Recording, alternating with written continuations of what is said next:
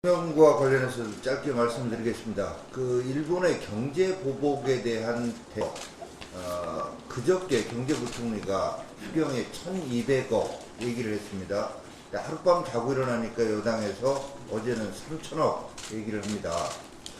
추경이 주머니 속에 쌈짓돈처럼 하룻밤 자고 일어나니까 1,800억.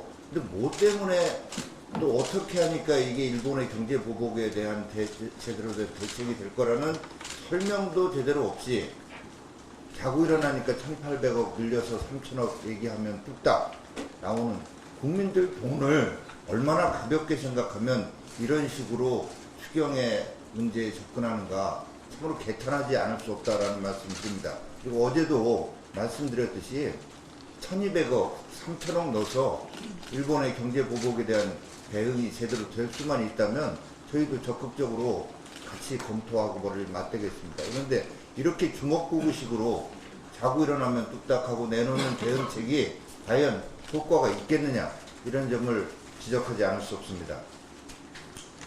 7월 10일 날 글로벌 신용평가사 S&P가 한국 기업이 본격적인 이 하락 국면에 진입했다라고 진단을 했습니다.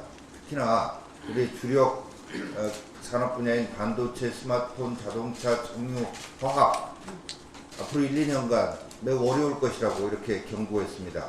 경제 성장률 전망도 2.4%에서 2.0%로 대폭 낮췄습니다. 투자 여지 더 줄어들 것이라고 해서 미래가 암울할 것이라고 하는 진단도 내놨습니다. 무디스나 피치도 마찬가지입니다. 그런데 대통령께서는 지난 10일 30대 기업 총수 청와대 불러 모아놓고 일본과의 관계, 이 사태가 장기화될 가능성 배제할 수 없다. 기업이 중심이 되라. 정부는 기술 국산화를 지원하겠다. 이게 무슨 얘기입니까? 이런 일을 벌인 것이 정부고 대통령인데, 이 문제에 내가 나서서 협상을 하든 싸우든 할 테니 기업은 열심히 기업 활동을 해라 라고 얘기해야 대통령다운 것이지, 이건 마치 기업들, 여러분들이 나가서 협상을 해서 풀든 싸우든 하고 나는 뒤에서 협상 기술이나 싸움 기술을 개발하는 것을 지원하겠다 라고 얘기하는 것 같은, 정말 장수답지 못하고 리더답지 못하고, 이런 대통령을 보고 국민들이 어떻게 안심하고 생업에 종사할 수 있겠는가, 이런 점을 지적드리지 않을 수가 없습니다.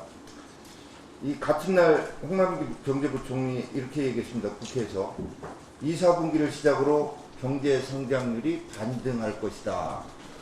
이게 전 세계적인 신용평가사들이 전부 다 어려울 것이라고, 앞으로 1, 2년간 점점 더 어려워질 것이라고 하는데, 우리 경제부총리 이렇게 얘기했습니다. 근데 이게 희망을 줄 수나 있으면 좋겠는데, 이 정권 들어서서 좋아질 것이다, 조금만 기다려달라고 했는데, 지나가서 보면 그 전보다 훨씬 더 악화된 경제 상황에 직면해 왔던 것입니다.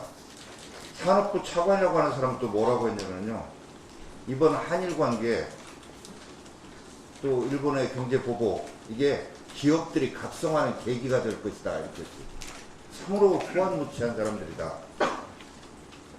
정치 외교적으로 촉발된 이번 한일 관계, 일본의 경제 보복, 기업 탓으로 책임을 떠넘기지 말고 대통령이, 정부가 나서서 풀어내기 바랍니다.